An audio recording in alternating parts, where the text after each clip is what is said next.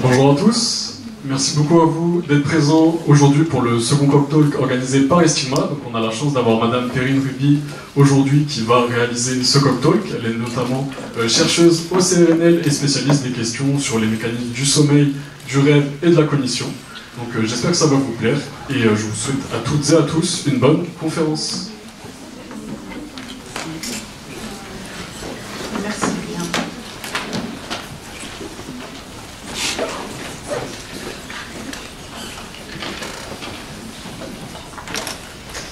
Bonsoir à toutes et à tous.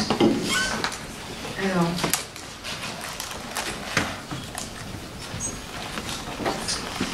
du coup, oui, ce soir, je vais vous parler de rêve. Moi, c'est vraiment ça ma spécialité, mon sujet de recherche depuis bientôt 15 ans.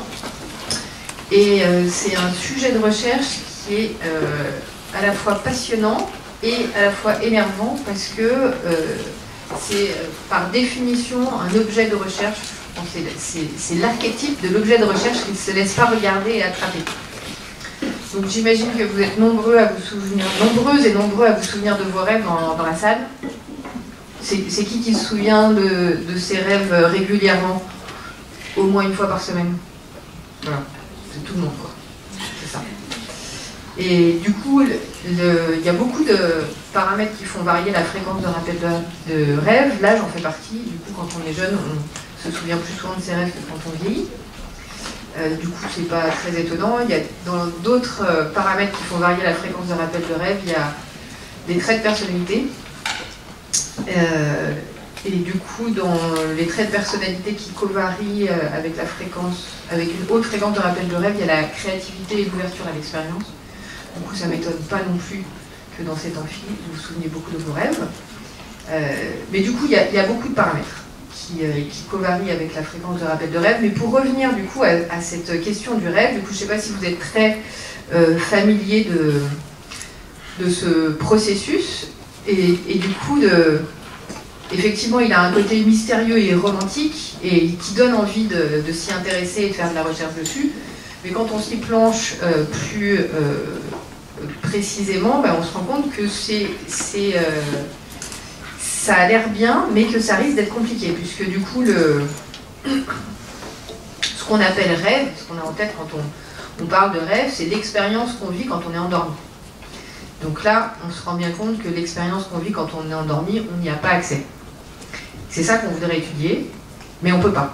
En fait, quand on fait une expérience quand on est endormi, si on l'encode en mémoire, alors on peut avoir un souvenir de cette expérience, et si on la traduit avec des mots ou des images, on peut avoir un récit de cette expérience ou un dessin de cette expérience. Et du coup, on se rend bien compte qu'à travers ces différentes étapes, on peut avoir de la perte d'information, de la transformation de l'information. Et si on veut faire de la recherche sur le rêve, la seule chose qu'on peut observer, qu'on peut mesurer, qu'on peut décortiquer, c'est la dernière étape, du coup qui est possiblement assez différente de celle qu'on voudrait observer, c'est-à-dire l'expérience qui est vécue. Donc, on a beaucoup d'obstacles, c'est très difficile. En fait, l'expérience du rêve, elle ne se laisse pas observer, elle ne se laisse pas mesurer. L'autre problème qu'on a, c'est que, en fait, si on savait quand un rêve se passe au cours du sommeil, du coup, on pourrait enregistrer l'activité cérébrale d'un cerveau rêvant, par opposition à l'activité cérébrale d'un cerveau qui ne rêve pas. Mais ça, on ne peut pas le faire, parce que tant que la personne n'est pas réveillée, on ne peut pas savoir quand est-ce qu'elle était en train de rêver. Et puis même quand elle se réveille, en fait, si elle a un souvenir de rêve en tête, en fait, on ne sait pas de quand date le rêve qui est rapporté. Donc, ça fait beaucoup de limites, ça fait vraiment beaucoup d'obstacles pour avancer, pour faire de la recherche expérimentale sur le rêve. Du coup, il faut trouver des stratégies diverses et variées. Toutes les stratégies qui ont été utilisées jusqu'à présent pour faire de la recherche sur le rêve, elles ont toutes des limites majeures.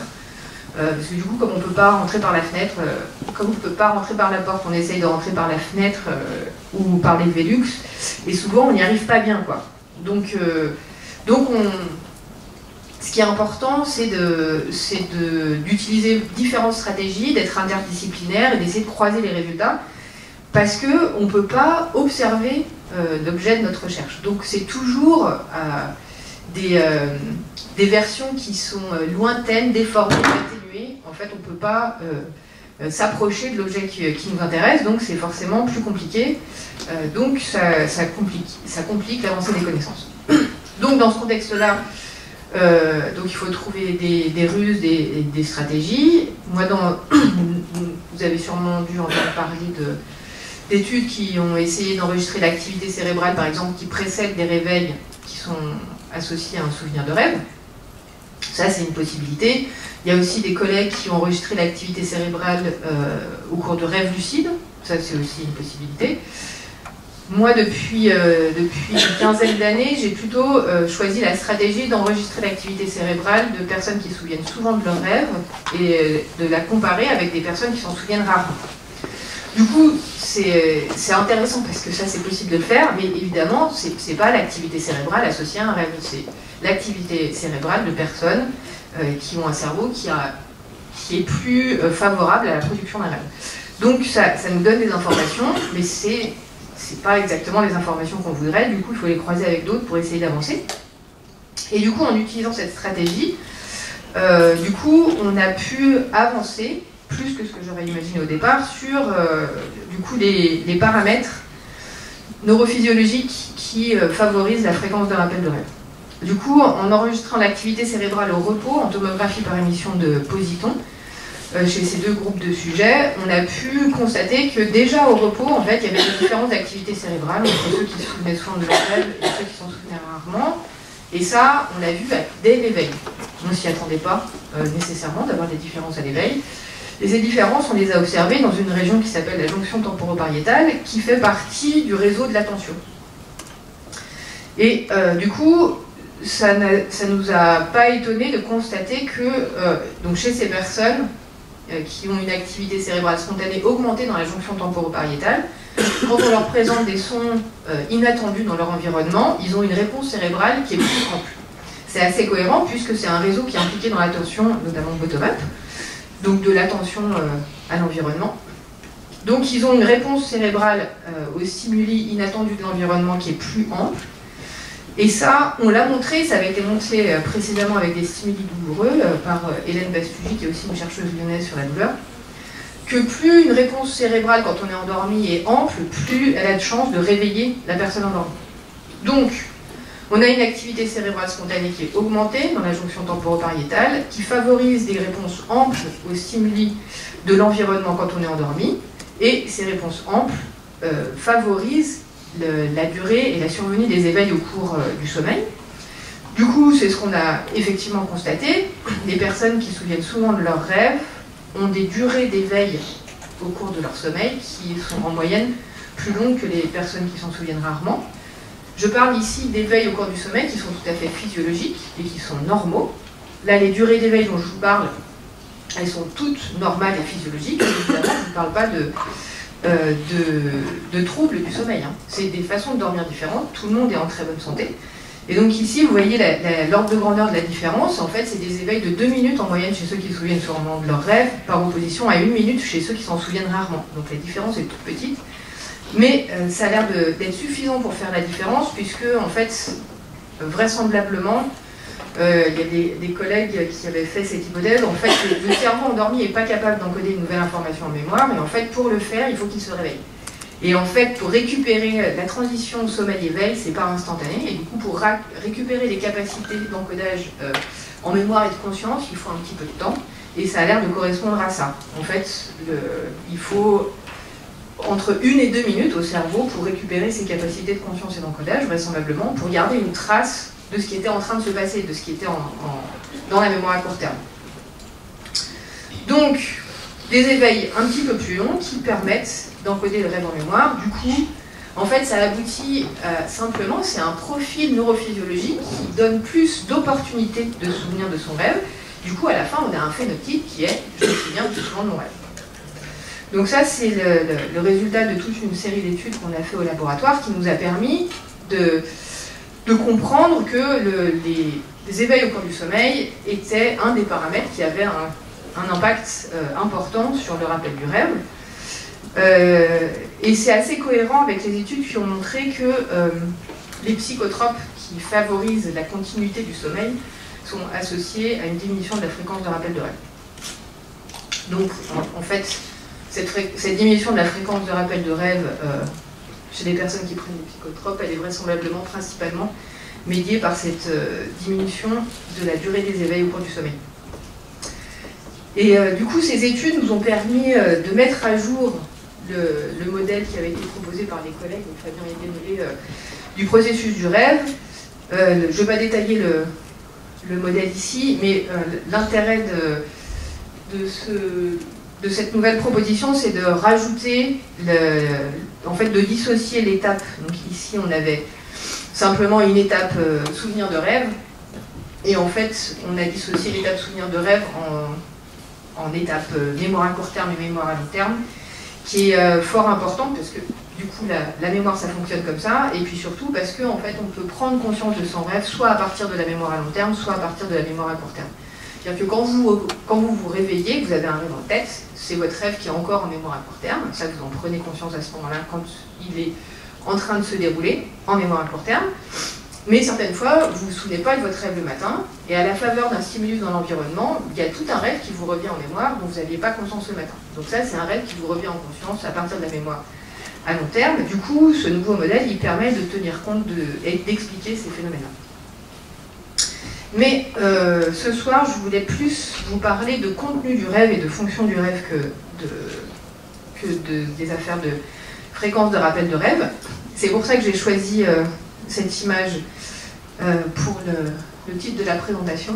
C'est le résultat d'une association que je trouve particulièrement heureuse et délicate entre une artiste et un chercheur sur le rêve qui se sont associés pour faire des sessions au cours desquelles Marc, le chercheur, propose une séance de discussion du rêve à partir d'associations libres. C'est selon la technique d'Ullmann, c'est un psychiatre.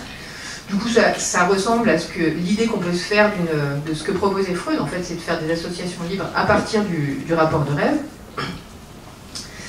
Et c'est avec une assemblée, donc il y a plusieurs personnes qui participent et qui écoutent.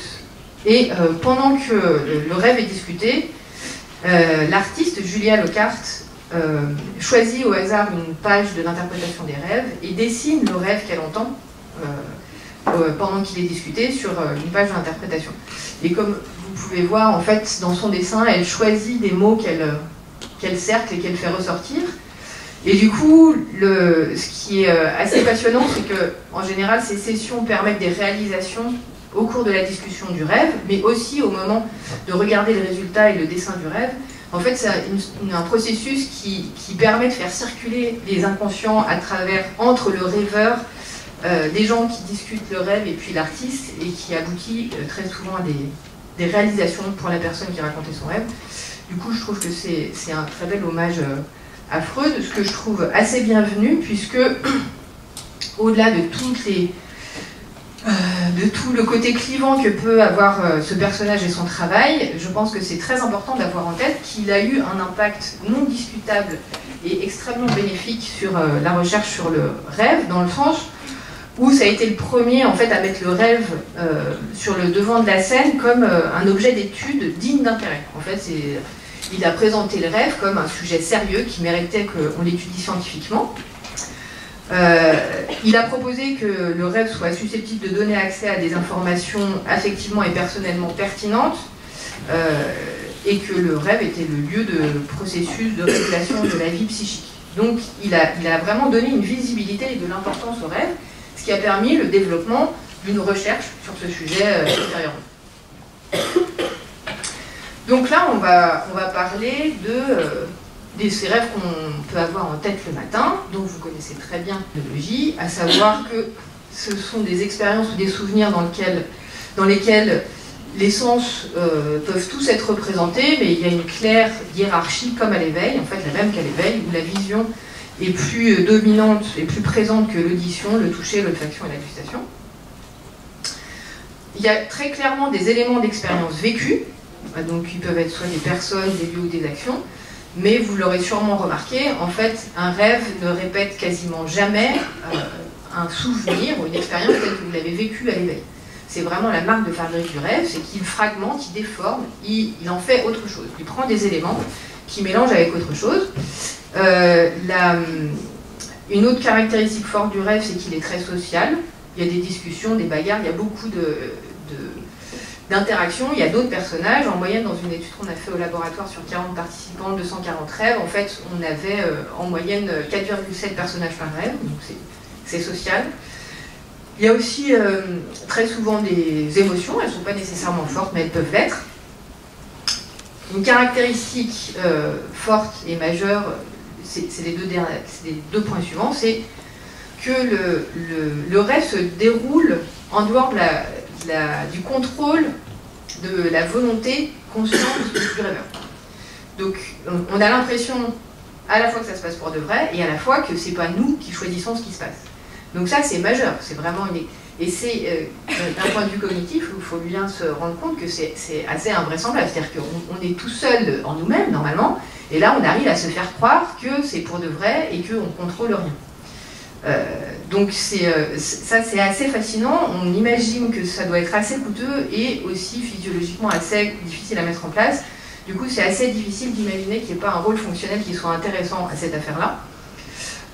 Et ça c'est associé à du coup une expérience qui peut être affublée d'incohérences temporelles, faciales, de tout genre en fait, des incohérences, c'est-à-dire que quelque chose qui ne fonctionne pas dans le monde de la vie éveillée. Et pour autant, dans ce monde de la vie rêvée, dont on est convaincu que ça se passe pour de vrai, et ben ces incohérences, ça pose pas de problème. Et ça n'éveille pas la conscience. Donc on est vraiment dans un monde parallèle où ça se passe pas pareil que dans notre vie éveillée, mais on a l'impression que si. Donc ça, c'est vraiment un tableau, une phénoménologie qui est évidemment fascinante et qui pose beaucoup de questions. Et je pense que c'est la raison pour laquelle les humains sont intéressés à cette question aussi loin qu'on ait pu regarder. On a vu un grand intérêt des humains pour cette question. Et jusqu'à présent, la question, c'est évidemment, qui nous intéresse le plus avec cette histoire de rêve, c'est d'essayer de comprendre l'éventuelle fonction que pourraient avoir ces expériences nocturnes, avec leur phénoménologie si remarquable. Et dans l'état actuel des choses, en fait, il y a assez peu d'hypothèses qui proposent en fait, des fonctions au rêve qui permettent d'expliquer l'ensemble de la phénoménologie de ces souvenirs qu'on a en tête le matin. Et du coup, ça a un côté un petit peu frustrant. Parce que c'est toujours intéressant d'avoir des hypothèses qui expliquent une des caractéristiques du rêve, mais évidemment, on la sent beaucoup plus crédible, plausible et vraisemblable si elle permet d'expliquer l'ensemble des caractéristiques. Du coup, vous avez sûrement entendu parler de l'hypothèse de Freud qui proposait que le rêve était un gardien du sommeil, puisque quand votre réveil sonne le matin, si vous rêvez de la sonnerie du réveil, ben vous ne vous réveillez pas. Donc si vous en rêvez, vous restez dans votre sommeil et vous n'en êtes pas extirpé. C'est pour ça qu'il proposait que le rêve est un gentil ami du sommeil. Il y a Michel Jouvet qui a fait plusieurs propositions, mais qui parlait surtout du sommeil paradoxal plus que du rêve. L'autre hypothèse actuelle que je trouve intéressante, c'est une hypothèse qui propose que en fait, le rêve serait une machine à simuler. Du coup, ça permettrait de faire de la simulation en off, du coup, sans prendre de risques. Donc, ça permettrait de tester des nouveaux scénarios, de s'entraîner à différentes choses, sans prendre de risques, et du coup, d'avoir des meilleures performances à l'éveil. Après, ça, dans la théorie, elle est intéressante, cette hypothèse, mais elle explique difficilement toutes les caractéristiques du rêve, puisque s'entraîner à voler, c'est pas forcément hyper utile pour la vie éveillée, mais elle a des qualités quand même. La consolidation de la mémoire, c'est une hypothèse qui est issue des travaux qui ont montré un rôle du sommeil dans la consolidation de la mémoire, du coup,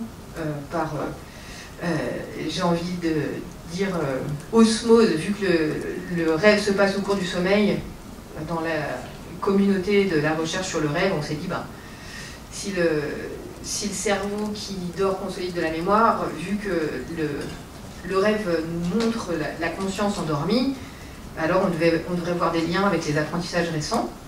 Ça a été beaucoup testé, il n'y a pas beaucoup de résultats qui sont en faveur de cette hypothèse. Et puis il y a l'hypothèse de la régulation émotionnelle, celle-là elle est assez ancienne, elle a été proposée par beaucoup d'auteurs, elle se maintient dans le temps et elle a ce gros avantage d'être à la fois plausible dans le sens où elle arrive à expliquer la majorité l'ensemble en fait, des caractéristiques du rêve. Donc ça, je trouve que c'est un point très fort. Et l'autre point très fort, c'est qu'elle donne un rôle et une importance au rêve qui est aussi très importante, ce qui est assez cohérent avec le temps que ça prend dans notre vie et l'énergie aussi que ça prend au cours du sommeil. Et puis, une des dernières hypothèses, elle est assez descriptive. En fait, vu que le rêve montre un monde alternatif où, du coup, il peut se passer beaucoup de bizarreries, par définition, c'est créatif. Du coup, il y a cette hypothèse qui propose que ça permet de stimuler une certaine forme de créativité. Du coup, moi, je vais vous parler de l'hypothèse de régulation émotionnelle. C'est celle qui m'intéresse et que j'ai essayé de tester. Du coup, elle aussi, elle est issue de travaux qui ont montré que le sommeil jouait un rôle dans la régulation émotionnelle, puisqu'il y a plus précisément des travaux expérimentaux qui ont apporté des résultats en faveur d'un rôle du sommeil dans la consolidation des mémoires émotionnelles, dans la modération des émotions associées aux souvenirs, et dans le maintien d'une réactivité émotionnelle adaptée à l'éveil. Et d'ailleurs, plusieurs études suggèrent que le sommeil paradoxal en particulier, le sommeil REM en anglais, est particulièrement impliqué dans ce type de processus. Matthew Walker en particulier a proposé que le sommeil, de manière itérative, en fait, nuit après nuit, atténuerait et enlèverait la couche émotionnelle du souvenir, et à la fin, il ne resterait plus que le souvenir sans cette dimension émotionnelle. Alors pour ce qui est du rêve, l'hypothèse c'est la même, hein, c'est la même chose, comme cette régulation émotionnelle elle se passerait pendant le sommeil, ça devrait se voir dans la conscience du rêve, qui se passe aussi pendant le sommeil.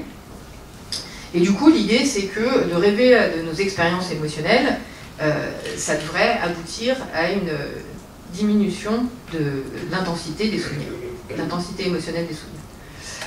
Pour autant, toutes ces hypothèses, elles sont fort difficiles à tester, parce qu'on a toujours le même problème, que le rêve est difficilement accessible pour la recherche expérimentale. Du coup, on a malgré tout essayé d'apporter des arguments en faveur de ces deux hypothèses, d'un rôle du sommeil et d'un rôle du rêve dans la régulation des émotions. Et pour essayer de faire ça, on a essayé de progresser dans la compréhension du rôle du sommeil et du rêve, surtout sur la bijectivité en fait, de l'équation. En fait, on sait que le sommeil et les rêves, quand le sommeil et les rêves dysfonctionnent, la régulation émotionnelle se fait mal. Mais la question, c'est qu'est-ce qui se passe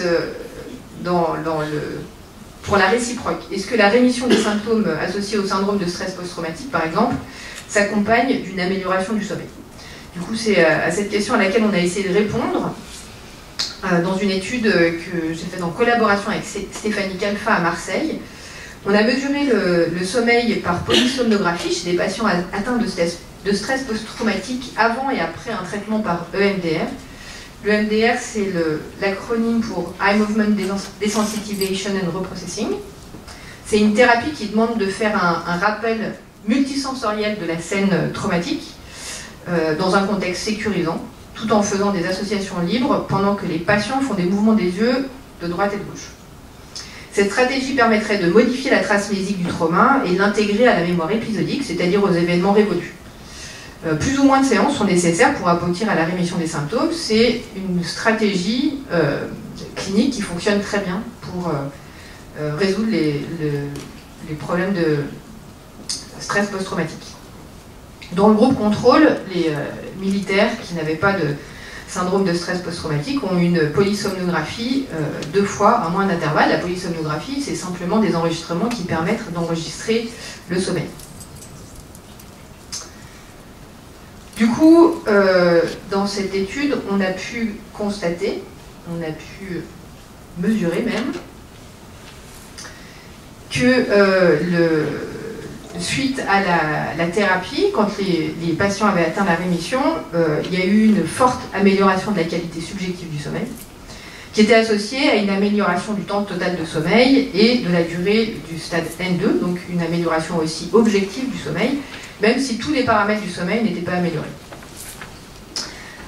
Et ce qui était très intéressant, c'est qu'on a aussi constaté une corrélation entre l'éveil intrasommeil avant le traitement et le nombre de sessions nécessaires pour atteindre la rémission des symptômes. C'est-à-dire que plus les patients avaient une durée cumulée d'éveil intrasommeil longue avant le traitement, plus le nombre de séances était nécessaire pour atteindre la rémission.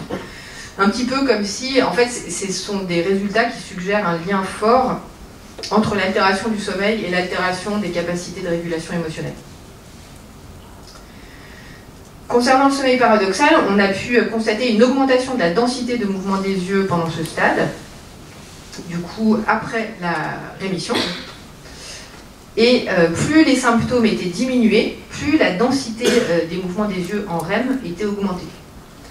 Donc ça, c'était un résultat tout à fait nouveau. Et en fait, cette étude a pu produire des arguments supplémentaires en faveur d'un rôle du sommeil, et notamment du sommeil paradoxal dans la régulation émotionnelle.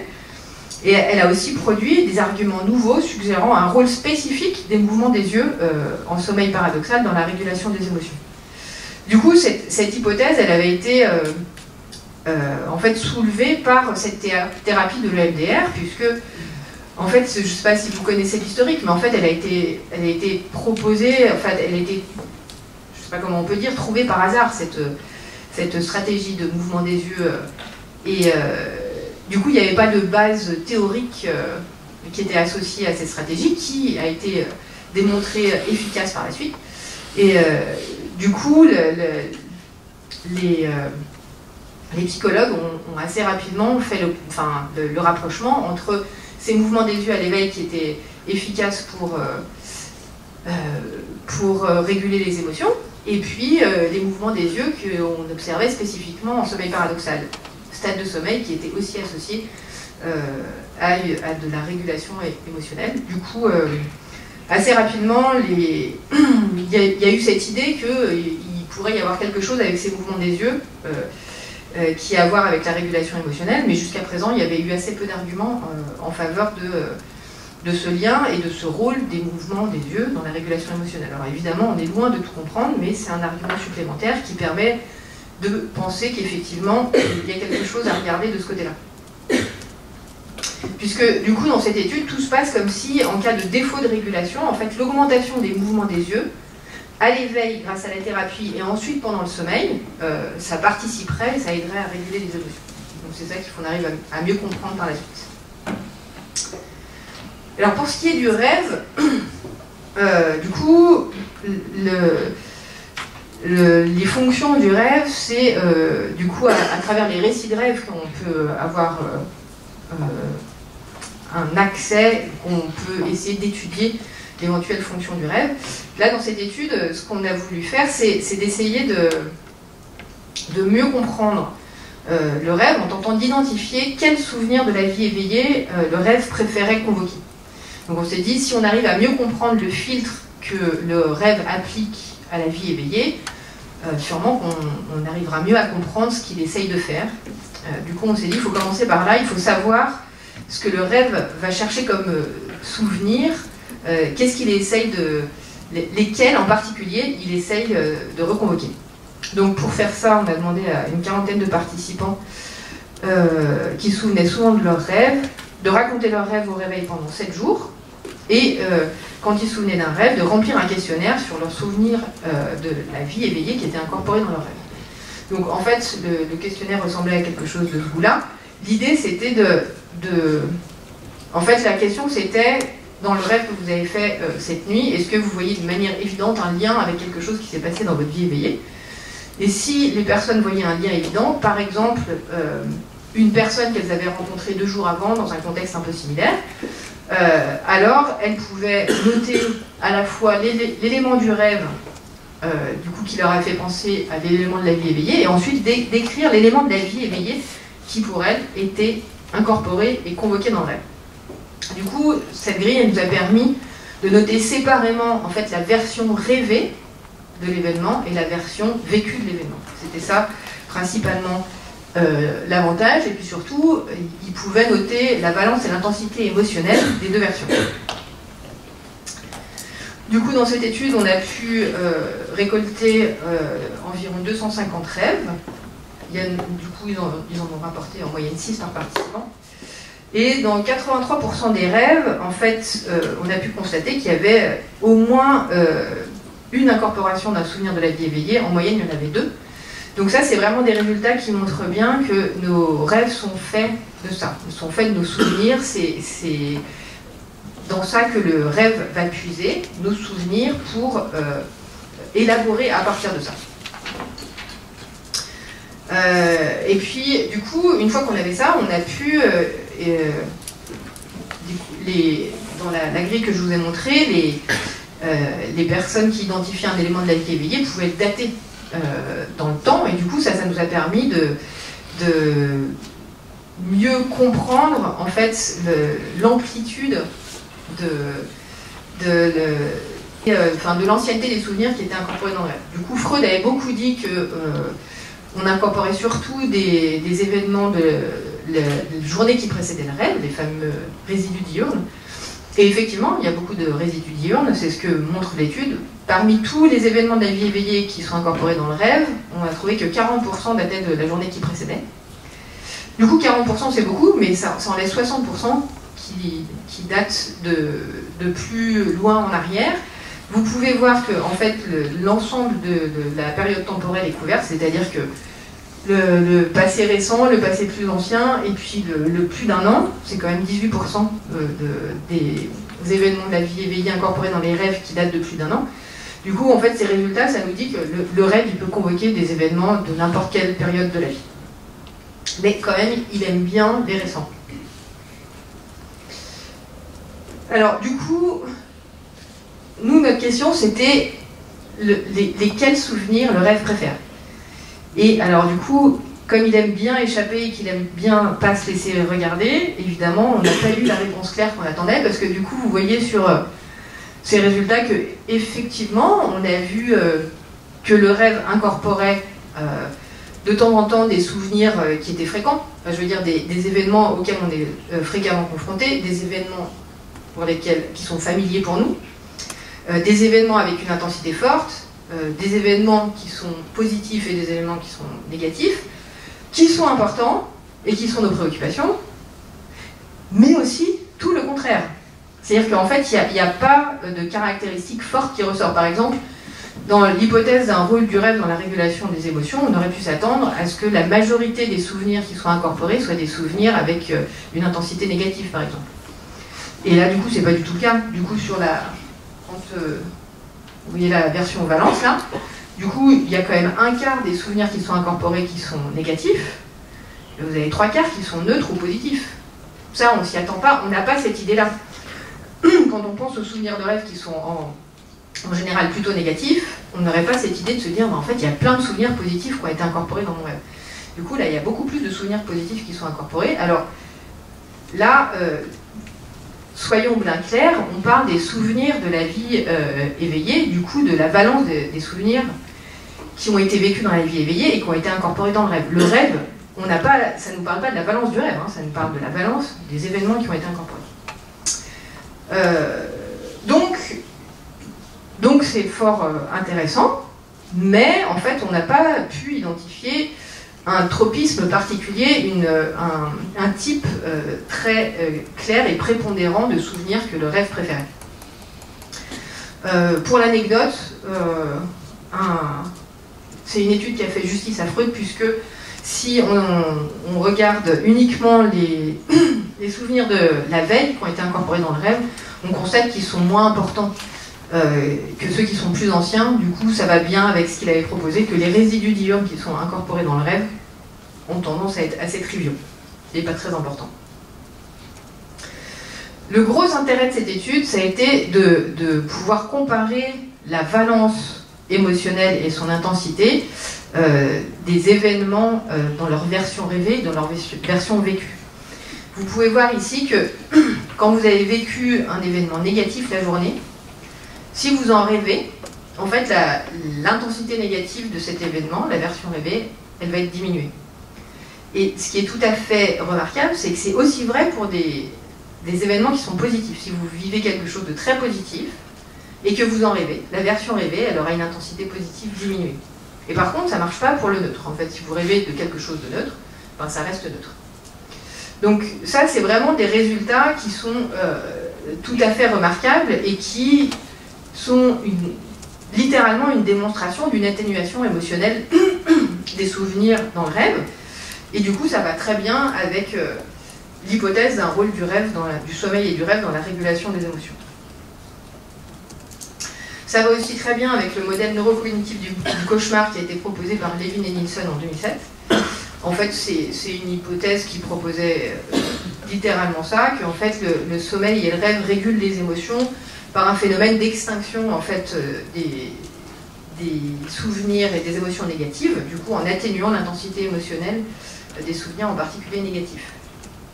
Ce qu'ils avaient proposé, c'est que quand le processus de régulation échoue, et ben, ça aboutit à un cauchemar. Que, en fait, quand le rêve n'arrive pas à faire son travail de régulation, ben, le résultat, c'est un cauchemar, c'est-à-dire une émotion très négative qui n'a pas réussi à être contenue. Une émotion pas régulée. Et ça, c'est fort cohérent avec la symptomatologie du stress post-traumatique, puisque dans le cadre de stress post-traumatique, on a un mauvais sommeil, un rêve qui ne fonctionne plus normalement, c'est-à-dire qui ne fragmente plus les souvenirs, ne réorganise plus comme il le fait habituellement. Il y a des cauchemars fréquents et c'est associé à une mauvaise régulation émotionnelle. Alors quelques mots sur les cauchemars. Les cauchemars, ils peuvent être fréquents, surtout dans l'enfance, mais ils diminuent avec l'âge. La fréquence maximum, elle est entre 5 et 10 ans. C'est important d'avoir en tête que les cauchemars sont rares chez les adultes. Dans la population générale, on est environ 9 par an, du coup c'est moins d'un par mois. Il faut aussi avoir en tête que, du coup, donc c'est quelque chose de rare chez les adultes, et il y a en fonction des articles, entre 2 et 5% des personnes, des articles et des pays, entre 2 et 5% des personnes qui font des cauchemars fréquents, c'est-à-dire au moins une fois par semaine. Donc c'est vraiment, c'est pas quelque chose de typique de la vie adulte. Et quand on regarde la littérature, en fait, qui se penche sur ces personnes qui ont des cauchemars fréquents, on se rend compte que c'est un symptôme de souffrance psychique qu'il est très important de prendre en compte, puisque les facteurs de risque des cauchemars, c'est la dépression et l'insomnie, et un facteur de risque de suicide, c'est les cauchemars. Donc il faut vraiment avoir en tête que le cauchemar, c'est quelque chose de grave, dans le sens littéral du terme. Les cauchemars fréquents, c'est un symptôme à prendre en considération sérieusement, et c'est d'autant plus important à prendre en considération. En fait, j'en sens souvent que en fait, les gens se disent qu'en fait, on ne peut rien faire contre les cauchemars. Non seulement on peut faire beaucoup de choses, mais on peut surtout faire des choses d'un point de vue comportemental. Donc on peut se débarrasser de ces cauchemars avec différentes stratégies comportementales, comme le MDR ou l'Imagery Rehearsal Therapy, qui les deux fonctionnent très bien. Donc c'est des thérapies comportementales qui marchent dans la très grande majorité des cas, qui permettent de diminuer la fréquence des cauchemars, et c'est très important de faire diminuer la fréquence des cauchemars quand on en a des fréquents. Du coup, au-delà du rôle du sommeil et du rêve dans la régulation des émotions, et ce qu'on s'en souvienne ou pas, hein, c'est ça l'hypothèse, c'est le sommeil et le rêve réussiraient à faire ça, indépendamment du fait qu'on arrive à se souvenir de son rêve ou pas. Mais sachant ça, on peut se demander si en fait l'utilisation d'un rêve à l'éveil, ça permettrait pas d'améliorer encore un petit peu plus le processus de régulation, et si notamment les représentations métaphoriques du rêve pourraient être source d'épiphanie. Il y a plusieurs exemples dans la littérature scientifique et artistique qui vont dans ce sens-là, avec des cas assez connus comme d'artistes ou de scientifiques qui auraient fait des découvertes en rêve. Du coup, il y a des découvertes scientifiques, mais il y a aussi des découvertes artistiques, et puis la psychanalyse, elle nous parle plutôt de découvertes, un petit peu de prise de conscience à l'échelle personnelle. Du coup, là, l'idée, c'était d'essayer de voir si on pouvait obtenir des résultats similaires, si on pouvait réussir à voir que la discussion de rêve, notamment par association libre, permettrait effectivement d'obtenir en fait des réalisations personnelles, y compris chez des sujets sains et pas uniquement chez des patients. Du coup, c'est ça qu'on a essayé de tester en collaboration avec Marc Lagrove, qui est un collègue anglais. Donc on a utilisé la méthode de discussion des rêves de Ullmann, et qui a permis de montrer qu'effectivement, chez des étudiants, Les scores à l'échelle d'épiphanie, après avoir discuté leurs rêves selon cette stratégie par association libre, a été du coup source d'épiphanie à la fois sur du coup l'identification des sources du rêve et des réalisations personnelles. Et du coup les scores étaient hauts et similaires à ceux obtenus en clinique. Du coup ça tendait à dire que la discussion des rêves à l'éveil, effectivement, ça permet d'avoir des épiphanies et d'avancer d'un point de vue personnel, même chez des personnes qui ne sont pas en thérapie. Et puis, une autre étude a permis de montrer que ces épiphanies, le score d'épiphanie était plutôt plus grand quand on discutait un rêve que quand on discutait un événement de la vie éveillée. Donc, un bénéfice à discuter ses rêves. Et ça, c'est tout à fait cohérent avec une revue de la littérature qui a montré que en fait, l'utilisation des rêves en psychothérapie, quelle que soit l'obédience, a plusieurs effets bénéfiques, qui ne sont pas des moindres, qui sont l'aide à la prise de conscience, de manière générale, par le patient, l'augmentation de l'implication du patient dans la thérapie, ça aussi c'est pas moindre, ça facilite l'accès au sujet d'importance, en fait, tout simplement. Ça aide à établir une relation de confiance entre le patient et le clinicien, c'est aussi important, et ça aide le clinicien à comprendre l'évolution du patient. Du coup, sachant tout ça, évidemment, si on fait cette hypothèse d'un rôle du rêve dans la régulation émotionnelle, au moment de la pandémie, et en particulier au cours du premier confinement, d'abord, toute la recherche, les chercheurs et les chercheuses en général ont eu envie de documenter ce moment qui était éminemment particulier, puisque à la fois on était dans une situation exceptionnelle, extrêmement intense émotionnellement, et puis il y avait un effet de tout le monde qui était dans une sorte de situation de laboratoire, tout le monde dans les mêmes conditions.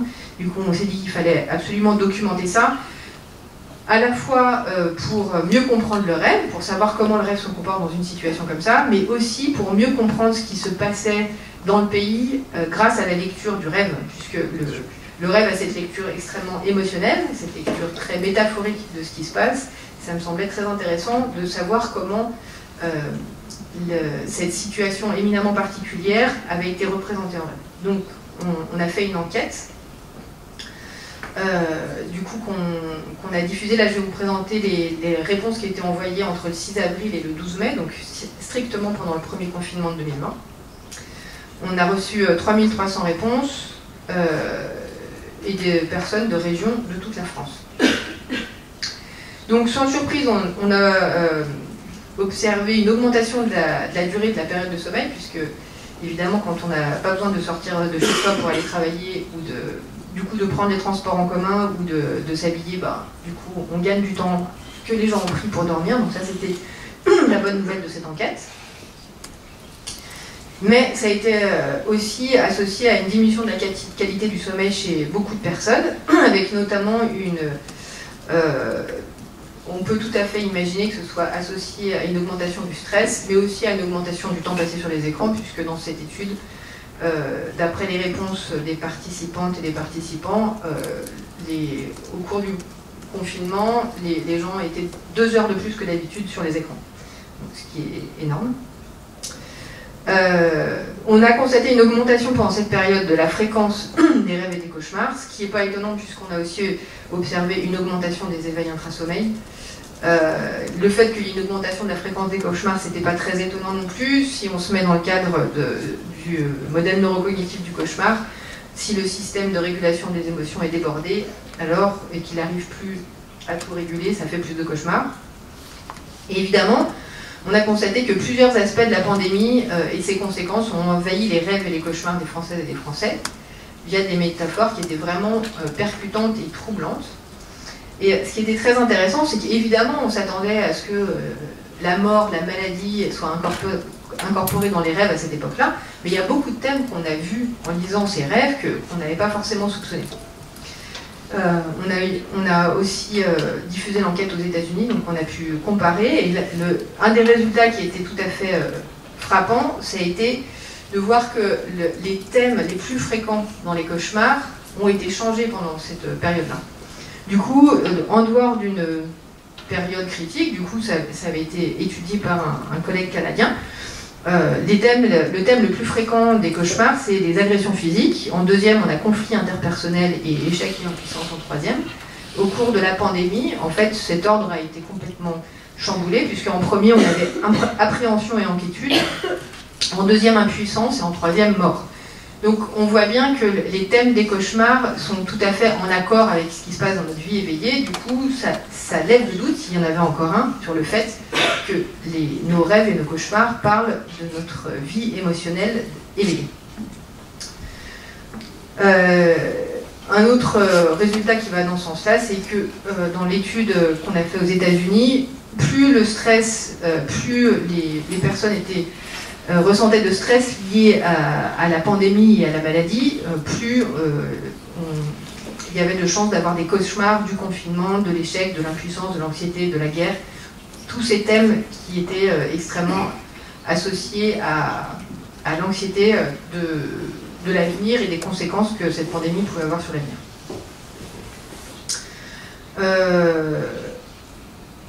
Ce qui a été tout à fait surprenant, c'est que alors qu'on s'attendait évidemment à ce qu'il y ait une augmentation des rêves négatifs à cette période-là, il y a un pourcentage non négligeable de personnes qui nous ont dit que par rapport à avant le confinement, ils avaient eu des rêves qui étaient plus positifs.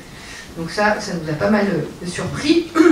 Et du coup, ça laissait entendre qu'en fait, le sommeil des rêves avait plusieurs mécanismes à leur arc pour réaliser cette régulation émotionnelle et que finalement, il y avait peut-être des mécanismes de catharsis, c'est-à-dire d'évacuation de l'émotion par son expression, mais qu'il y avait aussi peut-être des mécanismes de compensation qui permettraient de compenser le négatif vécu à l'éveil par des émotions positives vécues pendant le sommeil.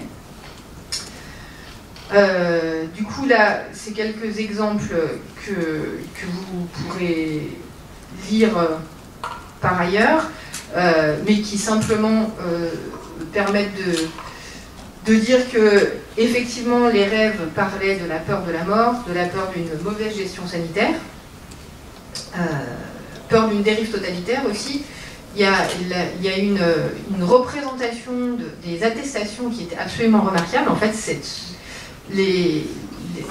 l'enfermement a quasiment eu plus d'impact dans la psyché des gens que la maladie. En fait, les attestations d'enfermement, ça a été extrêmement représenté. C'était vraiment apparemment compliqué à vivre à cette époque-là. Autre thème qu'on n'avait pas vu venir, c'était la notion d'intrusion dans l'intimité, qui était probablement liée au fait que il y avait cette notion de virus qui pouvait s'immiscer chez soi et dans le corps. Et puis il y avait aussi le télétravail qui faisait que le travail s'immisçait dans la vie privée. Et du coup, ça c'était un thème qu'on a découvert et qui était très frappant. Et puis le thème qui était le plus présent, c'était vraiment l'incertitude pour l'avenir. Et des rêves qui, globalement, disaient on en chie, et puis on n'arrête pas d'en chier. Ça, j'ai trouvé que ça fait partie des métaphores qui sont assez fantastiques du rêve. Ça parle clair. Et puis il y avait ces rêves qui étaient très positifs, du coup qui étaient principalement des réalisations de désirs, en fait, de choses qu'on ne pouvait pas faire à l'éveil, c'est-à-dire aller courir dehors, voir ses amis, embrasser ses amis, faire des fêtes, et puis une fréquence très importante de rêves érotiques. Du coup, les résultats de cette étude ont permis de faire l'hypothèse des mécanismes du coup, qui pouvaient être utilisés par le sommeil et le rêve pour aboutir à cette régulation des émotions. Du coup, on a vu qu'effectivement, il y avait des rêves qui exprimaient littéralement des peurs de l'éveil, c'est-à-dire de la même manière, c'est-à-dire des rêves qui disent j'ai peur d'attraper la maladie, j'ai peur de mourir. Donc ça, on peut le voir comme une manière, une sorte de catharsis qui, en exprimant l'émotion, permettrait de l'évacuer. Et puis, il y a une manière qui est vraiment très typiquement onirique, qui est la transformation, en fait, la symbolisation de l'émotion de manière différente. Donc là, l'émotion, elle est exprimée, mais elle est exprimée de manière différente. Du coup, on change le cadre ou le contexte, c'est transposé, c'est inversé, c'est différent. Et du coup, là, l'émotion, elle est exprimée plutôt comme différemment d'à l'éveil, c'est-à-dire que c'est plutôt des rêves d'invasion d'extraterrestres ou de vampires, c'est des rêves de catastrophes naturelles ou de régimes totalitaires. Du coup, c'est une peur de l'éveil, mais qui est exprimée de manière métaphorique et symbolique. Du coup, ça c'est un mécanisme qui semble très présent dans le rêve, puisque effectivement, Freud l'avait commenté déjà à l'époque, c'est vraiment la caractéristique principale ou très dominante du rêve, c'est cette façon de transformer les souvenirs. Et puis, ça avait été proposé déjà à l'époque par des collègues, le rêve pourrait utiliser, dans des contextes qu'il faudrait déterminer, un mécanisme de compensation qui serait, quand il y a un vécu très négatif à l'éveil, alors la création d'un vécu très positif pendant le rêve permettrait de rééquilibrer la balance émotionnelle et du coup de mettre le système dans un meilleur état. Du coup, ça c'était tous les rêves qui étaient associés à des réalisations de désir. Et il y a des résultats qui vont dans le sens de ces différentes hypothèses dans la littérature. Pour la première, il y a des collègues belges et suisses qui ont montré que, en fait, plus les rêves sont négatifs en intrasujet, plus il y a de peur ou d'intensité négative exprimée dans les rêves, plus l'activité du réseau émotionnel est diminuée à l'éveil face à des stimuli négatifs.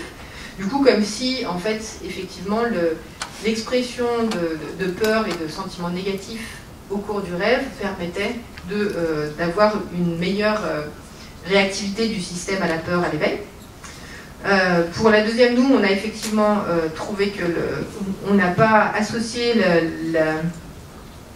la diminution d'intensité émotionnelle des souvenirs de rêve dans les rêves, des souvenirs dans les rêves à de la transformation, mais en tout cas, on a observé qu'effectivement, il y avait une diminution de l'intensité dans la version rêvée par rapport à la version vécue. Et puis, pour la troisième hypothèse, il y a des collègues qui ont documenté que chez des enfants qui vivent dans un contexte de guerre, ceux qui ont des rêves très positifs déclenchent moins de stress post-traumatique que ceux qui ont des rêves plus négatifs. Donc, c'est des mécanismes qui sont possibles et probables, plausibles en tout cas, et du coup qu'il faudra essayer de tester par le futur. Et c'est important, pour l'instant la littérature n'a pas beaucoup proposé de mécanismes. Du coup, il y a de la littérature qui dit oui, le sommeil et les rêves régulent les émotions, mais la question c'est un petit peu de savoir comment. Donc, à la question pourquoi j'ai rêvé de ça, c'est probablement parce que le rêve s'emploie à réguler les émotions. Ce que je trouve d'intéressant de faire remarquer, c'est qu'il y a des points communs dans les moyens et dans les effets des rêves en sommeil paradoxal d'une part et les psychothérapies d'autre part. C'est-à-dire que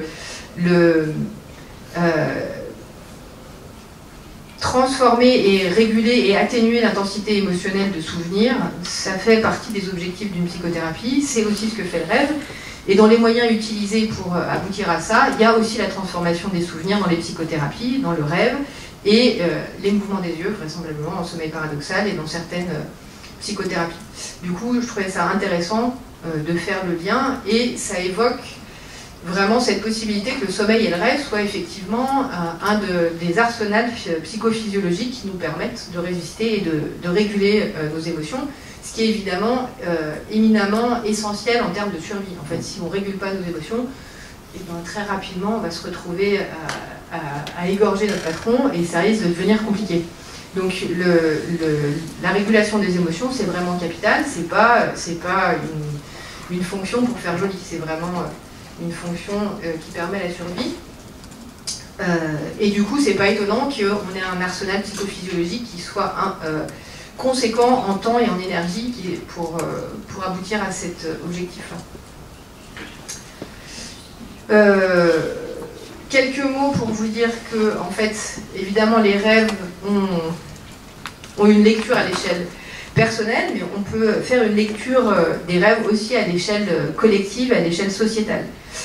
Puisque le rêve, il nous parle de la personne qui a fait le rêve, mais il nous parle aussi de la société, de le contexte dans lequel la personne est immergée. Et du coup, autant à l'échelle individuelle qu'à l'échelle collective, en fait, les rêves peuvent révéler quelque chose qui est déjà là et que la conscience ne voit pas encore. C'est ce que nous a révélé l'ouvrage Rêver sous le Troisième Reich, écrit par Charlotte Bérat, qui a récolté des rêves d'Allemands entre 1933 et 1939, qui étaient absolument renversants de conscience de ce dont était capable le nazisme déjà à cette époque-là, avant qu'il se révèle pendant la guerre.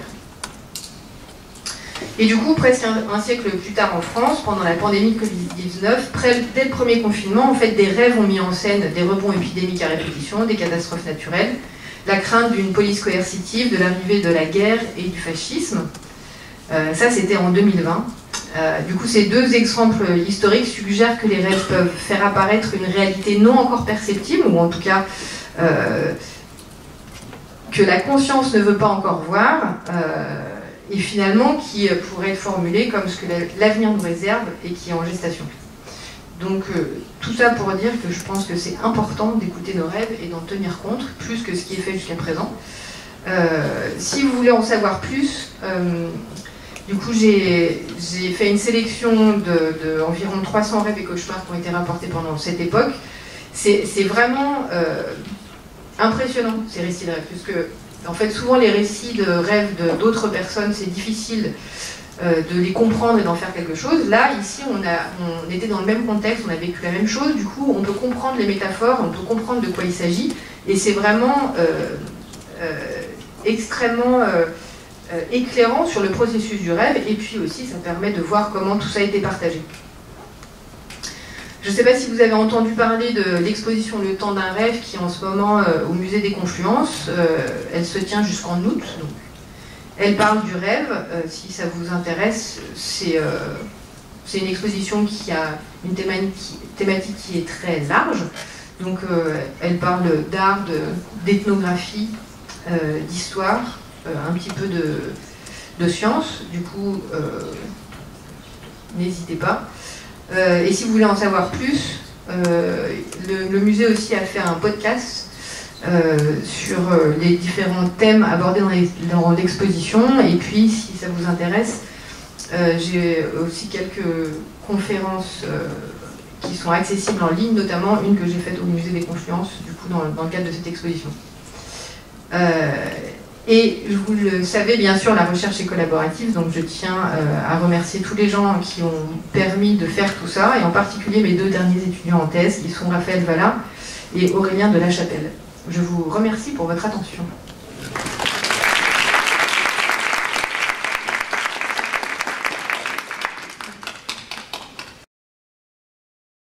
Merci beaucoup, c'était très intéressant. J'avais quelques petites questions.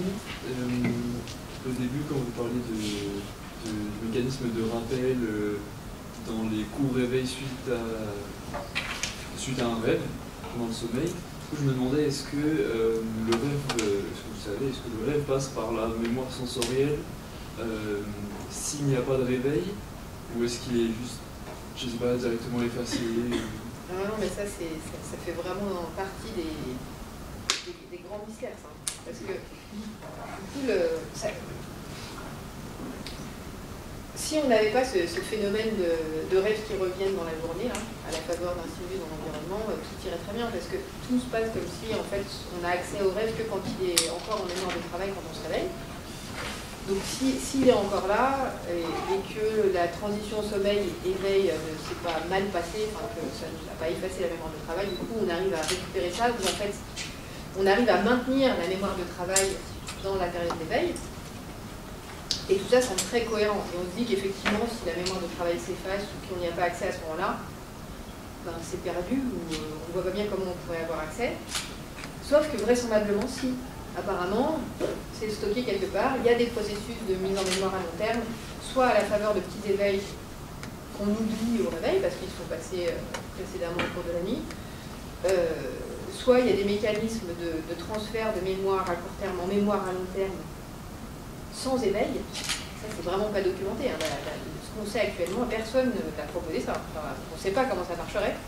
Mais de toute façon, vraisemblablement, il y a de l'encodage en mémoire à long terme, puisque, en fait, on a phénoménologiquement cette situation de, à un moment dans la journée, je prends conscience d'un souvenir dont j'avais... En fait, l'expérience subjective, c'est la première fois que j'ai conscience de cette expérience, et la première fois que j'ai conscience de cette expérience, c'est par l'intermédiaire d'un souvenir, ce qui semble, en fait, absolument impossible. Donc c'est vraiment intéressant d'un point de vue théorique, du point de vue de la mémoire et de la conscience, et du coup, ça, on n'explique pas du tout encore actuellement. Mais c'est pour ça que c'est intéressant de rajouter l'étape de mémoire à long terme dans le modèle, parce que en fait on peut avoir conscience du rêve à partir de soit de la mémoire à court terme, soit de la mémoire à long terme, mais du coup ça c'était pas théorisable dans les modèles précédents. Est-ce qu'il y a eu des recherches sur les rêves récurrents, les rêves que plein de gens ont fait par exemple, ou les rêves récurrents chez certaines personnes qui font plein de fois le même rêve C'est deux choses tout à fait différentes. Oui. Du coup, les rêves récurrents... Donc le rêve, de manière générale, c'est compliqué à étudier. Le rêve récurrent, c'est encore plus compliqué, puisque c'est... en fait, on ne sait pas quand ça se passe. On ne peut pas le commander. On ne sait pas quand il arrive. Ça ne se répète pas fréquemment. Du coup, il y a assez peu de choses sur les rêves récurrents chez les mêmes personnes. Il y a aussi un problème de définition. Est-ce qu'on parle de thèmes qui reviennent ou exactement le même rêve? Ça, c'est pas du tout la même chose. Et pour ce qui est des rêves typiques, du coup, j'imagine que vous voulez dire, du coup, les rêves qui sont partagés par plusieurs personnes, on peut voir ça de manière selon différentes perspectives. En fait, comme on rêve de ce dont on vit, en fait, on rêve de nos vies éveillées, et on rêve beaucoup. A priori, on rêve toutes les nuits. On peut faire cette hypothèse-là, en tout cas. Du coup, il y a une production de rêve qui est très importante, une production de souvenirs de rêve qui est importante. Et du coup, à travers entre les individus, en fait, on a quand même des vies qui sont assez similaires. Du coup, statistiquement parlant, ça semble assez évident qu'on ait des rêves qui évoquent les mêmes thèmes. Si on rêve de nos vies éveillées et qu'on a des vies éveillées qui sont similaires, c'est assez cohérent qu'on ait des thèmes qui reviennent.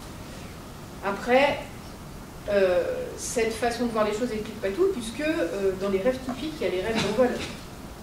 Donc on n'explique pas tout. Donc il y a sûrement des choses à comprendre. Après, dans la limite de ces études-là jusqu'à présent, c'est que ce qu'on appelle un rêve typique, c'est des rêves qui sont faits par la majorité des gens. C'est-à-dire que quand vous posez la question, est-ce que vous avez déjà fait un rêve d'envol à un groupe de 100 personnes, si plus de la majorité disent oui, alors c'est un rêve typique, mais ça ne dit pas qu'il est fréquent. Donc typique et fréquent, c'est pas pareil. Et du coup, la pertinence du rêve typique est variable en fonction des thèmes et des fréquences. Mais du coup, les rêves typiques qui ne sont pas les situations qu'on vit dans la vie éveillée, ça pose quand même des questions. Auxquelles je n'ai pas de réponse. Oui. Vous disiez que les rêves, enfin les cauchemars pouvaient permettre, donc quand on était en émotion négative forte sur un cauchemar, ça pouvait permettre de le vivre en moins fort en rêve. Non, alors du coup ça c'est vrai que c'est confusant. J'aurais dû le préciser. C'est très important en fait. La définition du cauchemar, c'est un rêve avec une émotion négative intense, certains diraient de la peur, qui réveille. La définition du cauchemar, c'est un rêve qui réveille. Parce que les rêves négatifs, en fait, ça c'est ce qu'ils appellent les mauvais rêves. Les mauvais rêves, c'est des rêves. Du coup, ceux-là, ils sont dans la catégorie, ça joue son rôle de régulation, si on est dans le cadre du modèle neurocognitif. Le rêve qui n'est pas un cauchemar, c'est même s'il est désagréable, même s'il est négatif, il joue son rôle de régulation. Et c'est uniquement quand il réveille que, du coup, on peut considérer que c'est un échec de régulation. Oui. Je sais que c'est pas forcément les mêmes processus cognitifs, mais dans le phénomène de déjà-vu, est-ce que ça peut avoir un lien avec les rêves qu'on avait déjà fait ou autre? Oui, ça pourrait. Il y a un collègue, la Grenoblois, qui travaille là-dessus. Je trouve ça fascinant parce que travailler sur quelque chose de plus infernal que le rêve, je pensais que c'était pas possible. Et apparemment, si, il a réussi à faire mieux que moi. Franchement, le déjà vu, je ne comprends pas comment il dit ça. Et oui, c'est très tentant de faire des liens entre rêve et déjà vu. Moi, ce qui me frappe plutôt, c'est que apparemment, on a un système de mémoire qui est vraiment très bien fait, puisque il arrive, alors que tout se ressemble, enfin je veux dire, entre une expérience vécue en rêve et une expérience vécue dans la vie éveillée, certaines fois, c'est identique, hein, c'est la même chose. Et bien le rêve, il se trompe pas. Enfin, le cerveau, il se trompe pas. En fait, c'est excessivement rare que vous confondiez un souvenir de rêve pour un souvenir de la vie éveillée. Ce qui est une très bonne idée parce que si on confond, on ne peut pas utiliser. C'est pas adaptatif un souvenir de rêve pour la vie éveillée. Donc c'est quand même pas mal de ne pas utiliser son souvenir de comment s'envoler la journée, quoi. Voilà. Donc ça, je trouve que c'est assez remarquable parce qu'à la fois, il y a un système. En fait, la durée de vie du souvenir de rêve et du souvenir de la vie éveillée n'est pas la même. Donc, il y a beaucoup de points communs, mais il y a des différences. Et du coup, ça pose la question de est-ce que c'est deux systèmes de mémoire différents ou c'est le même système de mémoire et c'est quoi qui arrive à bien faire la différence étanche entre souvenir de rêve et souvenir de la vie éveillée. Ça, c'est encore pas très sûr. Je dis que, par exemple, rêver d'une expérience qu'on a eue qui peut être traumatisante va permettre de réguler nos émotions pour la rendre moins traumatisante entre guillemets dans la vie réelle. Mais est-ce que si on a vécu une expérience qui est par exemple très agréable, euphorique, et qu'on en rêve, mais de manière cette fois-ci très négative, est-ce que ça a aussi pour fonction de réguler nos émotions? En fait, l'idée, c'est que ce que j'aime bien dans cette hypothèse qui donne d'un rôle du rêve dans la régulation des émotions, c'est que ça explique en fait toute cette phénoménologie du rêve qui est complètement incroyable et qui, quand on la voit, quand on la lit au premier abord, on se dit mais qu'est-ce que c'est que cette expérience si bizarre, à quoi ça peut servir? Mais en fait, si on se dit que en fait, l'état dans lequel on est quand on est endormi et quand on a une confiance de rêve, c'est qu'en fait, on croit à ce qui est en train de se passer. Et tout est possible. Il n'y a plus de morale, il n'y a plus de censure, il n'y a plus de règles sociales, il n'y a plus rien. Donc on y croit et tout est possible. Du coup, on est dans un contexte idéal pour créer n'importe quelle émotion. Et des émotions extrêmement fortes. Et du coup, disons que si on avait voulu faire un terrain de jeu où on pouvait manipuler les émotions, on n'aurait pas fait autrement. Et vraisemblablement, c'est comme ça peut-être qu'il faut comprendre ces résultats qui n'avaient pas l'air d'être très visibles.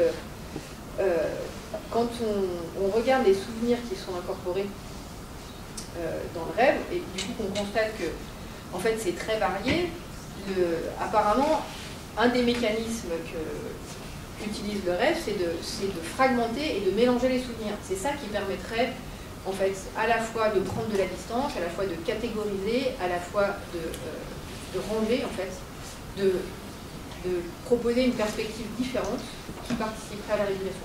Du coup, en fait, il faut voir le rêve comme en fait, une machine à vous proposer une perspective différente. Donc si quelque chose de très positif est devenu très négatif, très probablement ça vaut le coup de regarder ce qu'il y avait autour et qu'est-ce que ça propose, en fait, qu'est-ce que ça vous fait comme émotion et qu'est-ce que ça vous change dans votre perspective par rapport à d'habitude. Je pense que c'est ça qui est intéressant, et évidemment que la seule personne qui peut interpréter son rêve, c'est la personne qui a fait le rêve. Parce que c'est vous seul qui avez l'accès du coup, qui savez de quoi vous avez rêvé, en fait à quel événement de la vie éveillée ça fait référence, et il n'y a que vous qui pouvez voir l'effet que ça vous fait, la transformation qu'a proposé le rêve. Et du coup, c'est ça qui est intéressant.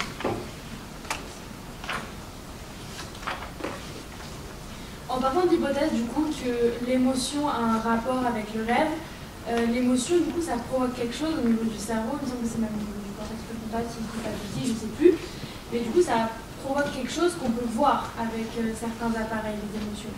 Du coup, si l'émotion est en corrélation avec le rêve, est-ce que du coup il y a des parallèles entre les ondes entre guillemets provoquées pendant qu'on rêve, par exemple un cauchemar ou des émotions, ou un cauchemar ou un rêve qui se reproduisent chez une même personne ou en parallèle avec d'autres personnes. Alors en gros, si je rêve, je sais pas, que je bois du sirop de noix de coco, et bah ça va provoquer une certaine chose au sein de mon cerveau, qui du coup va provoquer la même chose chez une autre personne quand elle rêve de boire du sirop de noix de coco. Est-ce que, genre, vu qu'il y a un rapport émotion-rêve, est-ce qu'il y a un rapport genre, de ce qu'on rêve et je n'arrive pas à le dire. J'ai très bien compris et c'est une très bonne idée, puisque effectivement, en fait, c'est très difficile de traquer. On ne sait pas quand est-ce qu'on rêve et effectivement, ça pourrait être une manière finalement de suivre l'activité cognitive ou émotionnelle pendant le sommeil, en fait, effectivement, d'essayer d'enregistrer des marqueurs émotionnels, mais en fait, c'est pas très facile parce que l'activité cérébrale est très différente pendant le sommeil et dans les différents stades de sommeil. Du coup, suivre, en fait, on n'est pas tout change à la fois. On ne peut pas avoir un marqueur, par exemple, d'activité dans une région qui serait l'amygdale, le cortex préfrontal, qui est associé à, je ne sais pas, à la peur, par exemple, à l'éveil. On ne pourrait pas suivre l'activité de cette région au cours du sommeil pour voir ses variations et pour pouvoir en déduire du coup que la peur a été vécue parce que en fait tout change, en fait le niveau global diminue et en fait on sait plus comment comparer les variations. À quoi? En fait on n'a plus de référence, du coup dans l'idée c'est très séduisant, dans la pratique c'est beaucoup plus compliqué et puis en fait les états émotionnels ça peut être court, ça peut durer et du coup quand on a ce problème de ne pas savoir le début et la fin des rêves, en fait, le timing de cette affaire-là, ça rend l'interprétation des données compliquée, en fait, parce que on peut aussi en fait, quand il y a eu cette hypothèse d'association forte entre rêve et sommeil paradoxal, ils se sont dit, l'activité cérébrale est augmentée en sommeil paradoxal, ça montre bien que l'activité cognitive est augmentée, donc c'est là que se passe le rêve. Mais en fait, certaines fois, on se réveille dans la sommeil paradoxal, on n'a pas de souvenir de rêve. Du coup, en fait, c'est très compliqué d'associer une activité cérébrale à une activité onirique. Et du coup, voilà, on reste assez limité et c'est très difficile de suivre une activité physiologique au cours du sommeil et d'en déduire en fait, d'un contenu de la pensée. Mais l'idée est bonne, parce qu'effectivement, si les marqueurs des émotions, ils ne sont pas que cérébraux. Du coup, ça peut être intéressant, par exemple, d'utiliser la conductance de la peau ou le diamètre de la pupille, mais en fait, tout ça change aussi en fonction des stades de sommeil. Du coup, voilà. Dans la théorie, c'est bien, mais on n'a pas encore trouvé. Il faudrait, mais effectivement. Et puis après, le problème aussi, c'est que dans un rêve, en fait, on peut avoir des émotions négatives, mais on peut aussi avoir des émotions positives, ça peut être mélangé, ça change au cours du temps. Voilà. On n'y est encore pas tout à fait, quoi. Ok, merci. Oui. Je voulais savoir si vous aviez du coup des études très spécialisées dans l'intérêt d'étudier ces rêves et donc l'impact en fait du rêve dans l'état d'éveil. En gros, est-ce que c'est pertinent d'interpréter tous ces rêves par rapport, entre la nuit et l'état d'éveil? Moi, ce que je trouve intéressant dans l'hypothèse d'un rôle du rêve dans la régulation des émotions, c'est que la régulation se passe quand on se souvient du pas du rêve. Après, l'utilisation des rêves dans la vie éveillée pour poursuivre les mécanismes de régulation s'il y a besoin, vraisemblablement, ça marche très bien. Moi, de manière générale, j'aurais tendance à dire que c'est toujours intéressant de se pencher sur ses rêves et sur sa vie émotionnelle. C'est forcément informatif et c'est forcément aidant. Après, si on fait ça trop, on se souvient de tous ses rêves tout le temps et ça prend beaucoup de temps. Je ne sais pas si vous avez fait cette constatation, quand vous mettez à noter vos rêves, vous en souvenez plus en plus, et du coup, vous prenez énormément de temps le matin à noter tout ça. Et c'est très souvent très intéressant, du coup, moi je trouve que c'est utile et intéressant, mais il ne faut pas se laisser envahir par ça non plus. Je pense que c'est surtout intéressant dans un contexte thérapeutique. En fait, si ça ne va pas, je pense que c'est vraiment utile d'utiliser ces rêves dans le cadre d'une psychothérapie. Et oui, moi je voudrais juste demander si on parle de la notion que la fonction du rêve, c'est un peu cette régulation émotionnelle. Alors qu'est-ce qui se passe-t-il quand ce sont des rêves qui sont une amalgame des n'importe quoi? Genre c'est vraiment des petits moments qui veulent rien dire émotionnellement, ce sont juste des scènes, des changements, des mélanges de choses qui n'évoquent pas soit un souvenir de la vie éveillée, ni une réponse émotionnelle directe à la situation. Comme par exemple, je sais pas, je rêve d'une radio et puis il y a quelqu'un qui se balade. Vous seriez étonné je ne sais pas si vous avez fait l'expérience, mais en fait, si vous commencez à vous pencher sur vos rêves qui ont l'air de rien, qui ont l'air tout court, qui ont l'air complètement inintelligibles, si vous commencez à faire l'exercice de à quoi ça me fait penser en fait, hein, pas forcément de est-ce que je reconnais quelque chose que j'ai vécu, mais à quoi ça me fait penser, faire des associations libres à partir de ça, c'est souvent très instructif en fait, et c'est très rarement que vous aboutissez à rien. Donc c'est pas parce que votre rêve a l'air de rien. En fait, un rêve il vous propose quelque chose, et du coup, il faut le voir comme a priori c'est pas anodin, il a choisi ça plutôt qu'autre chose. Et si vous faites des associations, très souvent en fait c'est intéressant de regarder ça en disant mais tiens c'est marrant et pourquoi effectivement à quoi ça me fait penser. C'est souvent les bizarreries en fait ce qui vous surprend, ce qui vous dit bah, c'est bizarre, c'est le contraire en fait, c'est pas du tout ça en fait, c'est vraiment une perspective différente qui est intéressante à considérer, et souvent quand vous la suivez plutôt que de vous arrêter au fait que c'est choquant ou que c'est n'importe quoi, c'est souvent très intéressant émotionnellement. Donc plutôt que les rêves comme réponse, c'est plutôt les rêves comme guide à se questionner.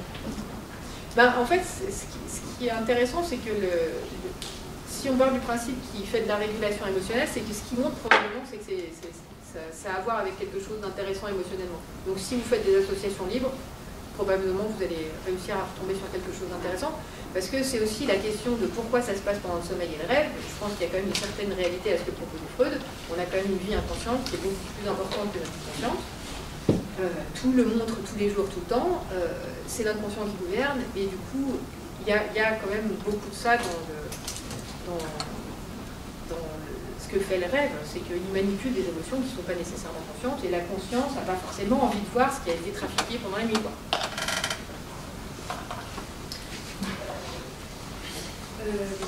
Dans votre présentation, vous avez surtout parlé de la population générale. Je me posais la question de si vous aviez des études en tête ou si ça avait été expérimenté auprès de différentes populations qui présentent différentes pathologies. Par exemple, si on parle de pathologies d'ordre psychiatrique, il y avait des résultats notamment par rapport au cauchemar, on a la PTSD, la dépression, etc. Mais si on pense à des populations psychiatriques comme la schizophrénie, la bipolarité ou d'autres cas, est-ce qu'il y a une phénoménologie différente? Ou bien, je pense par exemple à la population de personnes âgées, pas forcément âgées, mais dans des pathologies neurodégénératives qui toucheraient à la mémoire, par exemple. Est-ce qu'on note, ou même un handicap sensoriel, par exemple, est-ce qu'on noterait en fait les différences au niveau? Oui, bien sûr. Il y a des différences, il y a des études. C'est souvent pas très documenté. Alors, par exemple, quelque chose de très intéressant à propos de la première question, on revient sur cette histoire de mémoire à court terme, long terme. Tous les patients qui sont atteints de troubles de la mémoire, ils ont tous des souvenirs de rêve. En fait, les lésions du cerveau qui entraînent une suppression des souvenirs de rêve, c'est la jonction temporopariétale et le cortex préfrontal. Mais sinon, des pathologies neurologiques ou psychiatriques en fait, qui atteignent la mémoire, des Korsakoff, le HM, là, qui se souvenait de ses rêves, les Korsakoff se souviennent de leurs rêves, les Alzheimer se souviennent de leurs rêves, et du coup, ça nous parle bien quand même de... En fait, toutes les atteintes de la mémoire en général, c'est la mémoire à long terme. En fait, si on n'a plus de mémoire à court terme, je ne sais pas bien si on est encore vivant, en fait, et comment on est vivant. Et du coup, ça nous montre que le rêve, c'est beaucoup une affaire de mémoire à court terme. Et je sais qu'il y a une thèse qui a été faite sur les rêves dans la schizophrénie. Effectivement, ils avaient trouvé des différences de contenu. Mais effectivement, c'est pas assez fait. Il faudrait poursuivre dans cette direction-là. Du coup, effectivement, si on fait des hypothèses sur les mécanismes, c'est ça qu'on a envie de tester là maintenant. Faire des hypothèses, là, il faudrait essayer de comprendre effectivement quel type de rêve aboutit à quelle forme de régulation et voir comment c'est modulé dans les différentes pathologies. Ouais, tout à fait. Mais là, pour l'instant, oui, je pense qu'il n'y a pas énormément de choses à faire. J'avais lu que les rêves, généralement, duraient beaucoup moins de temps que ce qu'on imaginait et qu'on se rappelait quand on était éveillé. Est-ce que déjà c'est vrai? Et si oui, pourquoi? Est-ce que ça serait parce que on ajouterait des détails éveillés pour maintenir une cohérence, par exemple, de notre rêve? Alors, oui, ça a fait couler pas mal d'encre, cette histoire de transformation temporelle, enfin, de transformation du temps dans les souvenirs de rêve. C'est oui et non, en fait, on est dans cet espace où tout est possible, en fait, ça se fiche complètement. Il n'y a pas d'expérience que vous ne pouvez pas vivre en rêve, en fait. Il n'y a rien de la vie éveillée que vous pourriez ne pas reproduire en rêve, et il n'y a aucune bizarrerie ou impossibilité de la vie éveillée qui ne pourrait pas se passer en rêve. Du coup, j'ai envie de dire, c'est en fonction de ce qu'il y a besoin de représenter. Et du coup, c'est souvent comme ça a besoin de représenter de la vie éveillée, des choses que vous avez besoin de reconnaître, en fait, dans des choses à travers des rêves lucides, ils ont montré que, par exemple, la Fields law était respectée, c'est-à-dire la Fields law, c'est une loi de psychophysique qui dit le plus vous allez vite, le moins vous êtes précis. Et du coup, quand des rêveurs lucides font des actions motrices dans leurs rêves, s'ils doivent aller plus vite, ils sont moins précis. Et du coup, ils ont observé dans des contextes comme ça extrêmement précis et qui sont pas très écologique parce que c'est du rêve lucide, c'est pas du vrai rêve, mais ça dit qu'effectivement en rêve on peut avoir un timing qui est très similaire à celui de la vie éveillée. Et en même temps, dans une nuit, dans un théâtre, dont l'objectif était de faire des rêves collectifs, au réveil, on n'a pas fait de rêve collectif, mais au réveil on a raconté nos rêves et il y a un participant qui nous a raconté le rêve de sa nuit qui était une vie d'ennui. Une vie entière. Oui, c'était ennuyé. Voilà, le rêve, c'est ça. Donc, en fait, ça fait ce que ça veut, quoi. Ça fait exactement ce que ça veut. Donc, ça peut ressembler, ça peut pas ressembler. Tout dépend de l'objectif. Pour moi, ça s'explique par l'émotion que ça veut créer. En fait, ça fait ce qui est nécessaire pour créer l'émotion souhaitée, quoi. On dit qu'on rêve forcément à toutes les nuits, déjà parce que c'est le cas, et si c'est le cas, et quand ça c'est la deuxième question, quand on s'en rappelle, est-ce qu'on peut se fier aux interprétations qu'on trouve dans les livres, juste comme ça? Merci pour cette question. Alors, est-ce qu'on rêve toutes les nuits? On ne sait pas. Est-ce que tout le monde rêve et toutes les nuits? On ne sait pas. Le plus probable, c'est que oui, parce que si vous faites dormir quelqu'un au laboratoire et que vous le réveillez plusieurs fois par nuit, vous augmentez les chances d'avoir un souvenir de rêve. Et plus vous réveillez les gens, plus vous avez de chances de finir un souvenir de rêve. Donc, dit comme ça, ça laisse entendre que la plupart du temps, on rêve et c'est juste que si on ne va pas réveiller les gens, on ne se rend pas compte qu'ils rêvent, on n'a pas accès aux souvenirs de rêve. Pour autant, il y a des gens qui disent qu'ils se souviennent très rarement de leurs rêves et il y a un patient qui a été enregistré au laboratoire, réveillé sous toutes les coutures, dans tous les stades de sommeil plusieurs fois, il n'a jamais rapporté de rêve. Voilà. Donc, le plus probable, vraisemblablement, c'est qu'on imagine mal le cerveau s'arrêter. Du coup, c'est très probable qu'on rêve, on ne voit pas bien ce qu'on ferait d'autre. On ne voit pas qu'on s'éteint, donc on doit rêver. Et donc, c'est probablement une histoire d'accès. Donc, j'aurais tendance à dire ça dans l'état actuel des connaissances. Et pour ce qui est de l'interprétation des rêves, je reviens à ce que je disais précédemment. La personne qui peut interpréter son rêve, c'est la personne qui l'a fait en faisant des liens avec sa vie éveillée, en faisant des associations libres. Il y a cette histoire de clé des songes qui traîne sur Internet maintenant, les IA vous proposent des interprétations de vos rêves. Je ne sais pas quoi vous dire. Depuis la nuit des temps, en fait, les humains cherchent à interpréter leurs rêves. Il y a différentes stratégies. Il y a eu des clés des songes au 19e siècle. Les clés des songes, elles changeaient tous les ans. C'est-à-dire que quand vous rêviez d'un poisson en 1890, c'était pas la même chose que si vous rêviez d'un poisson en 1891. Je ne sais pas, ça peut être une réalité. Je ne sais pas. J'ai pas l'avis. Évidemment, c'est pas documenté scientifiquement. Ce que je sais, c'est que de tout temps, les humains ont cherché à interpréter leurs rêves, qu'ils trouvent satisfaction dans l'interprétation de rêves, même via des clés des songes, et que les clés des songes sont encore en vente actuellement en papier, qu'on en trouve sur Internet, que les IA font des interprétations des rêves, que souvent, il y a une satisfaction subjective à une interprétation de son rêve par n'importe quelle instance. Moi j'ai envie de dire très bien, si ça satisfait les gens, après, si on veut trouver un sens personnel pertinent, je pense que c'est surtout important de faire ce travail d'association et que c'est vous qui pouvez le faire. Qui n'a pas posé de questions dans ce qu'il a de la main?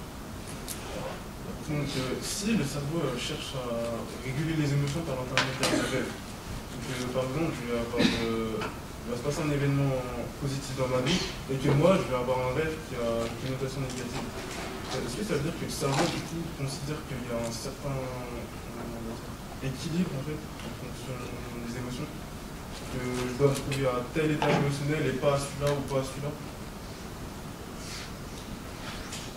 Ça me semble assez peu probable, ces deux exemples que vous avez utilisés là, un souvenir de la vie éveillée qui était positif, qui se transforme en négatif dans le rêve. Je ne sais pas si c'est des rêves vécus, mais de manière générale, en fait, il faut voir cette transformation proposée par le rêve comme une perspective différente, qui permet de prendre conscience différemment, d'intégrer l'émotion différemment.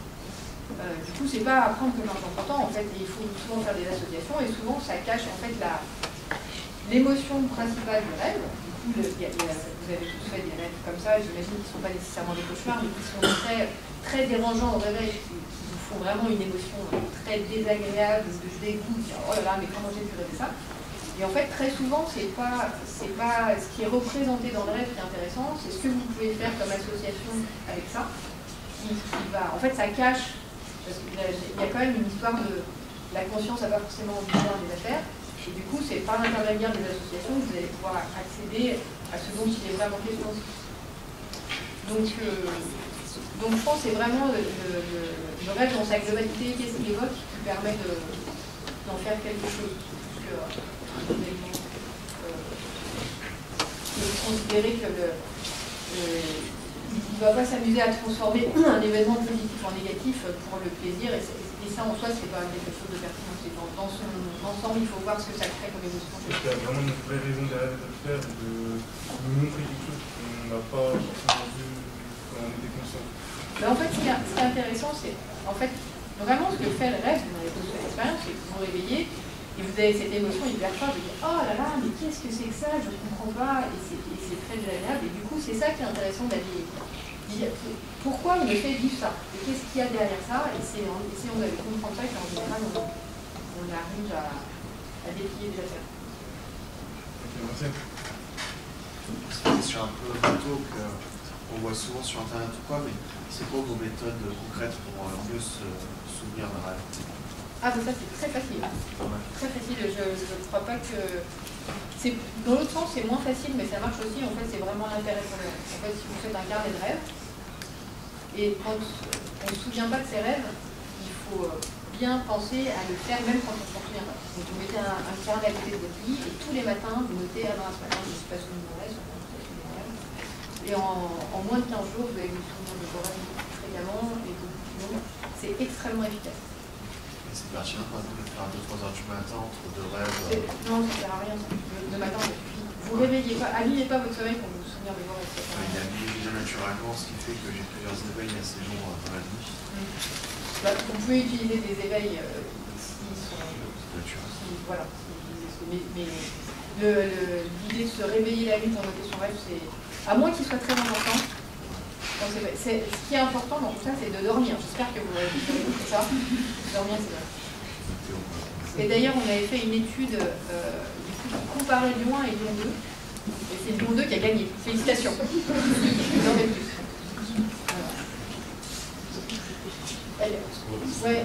Les deux dernières, quelle heure? Je me demande si les enfants, même au plus jeune âge, ils arrivaient à différencier le rêve de la réalité. Et si le rêve, c'est quelque chose qui se développait avec le temps, si c'était juste de la naissance et qu'on arrivait à différencier les deux. Ça, c'est une question qui m'obsède et à laquelle je ne pense pas comment on va pouvoir obtenir une réponse. Je suis désolé, on n'a pas répondu moi, j'ai pas entendu la question. La question, c'était est-ce qu'on sait à quel moment les enfants arrivent à faire la différence entre le rêve et la réalité? Et du coup, ça me semblerait très très important à documenter et je ne sais pas comment on pourrait faire ça. Voilà. Est-ce qu'il y a eu des études, des recherches sur les personnes qui sont conscientes pendant leur rêve et est-ce que ça pourrait révéler quelque chose sur leur état mental?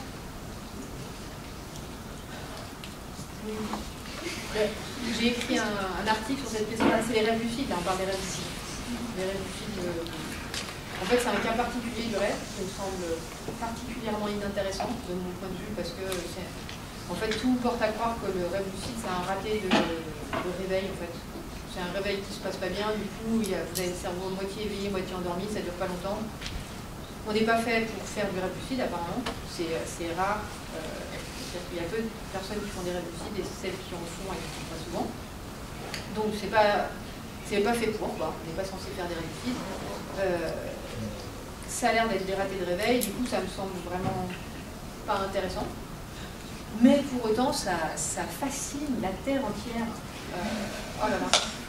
Et moi ce que je n'arrive pas à comprendre dans cette histoire-là, c'est que autant le rêve, je trouve, est fascinant justement par cette caractéristique si différente de notre conscience éveillée, et de s'intéresser au rêve juste quand il ressemble à la vie éveillée, ça me fascine en fait. Enfin, je veux dire, on est conscient toute la journée, pourquoi vous êtes conscient en rêve en fait? Je vois pas le... Donc moi, ça me dépasse un petit peu cette affaire des rêves lucides, mais ça passionne beaucoup de gens. D'ailleurs, dans l'exposition à Lyon, le commissaire de l'exposition était fasciné par les rêves lucides, du coup il a beaucoup parlé des rêves lucides, tout le monde... En fait, c'est une maladie du siècle, c'est une maladie du capitalisme et du contrôle. Voilà. Mais ceci étant, il faut bien comprendre que si vous cherchez de l'argent pour travailler sur le rêve, vous en trouverez si vous faites du rêve lucide, vous n'en trouverez pas si vous faites du rêve pas lucide. Voilà. Ça sera le mot de la fin.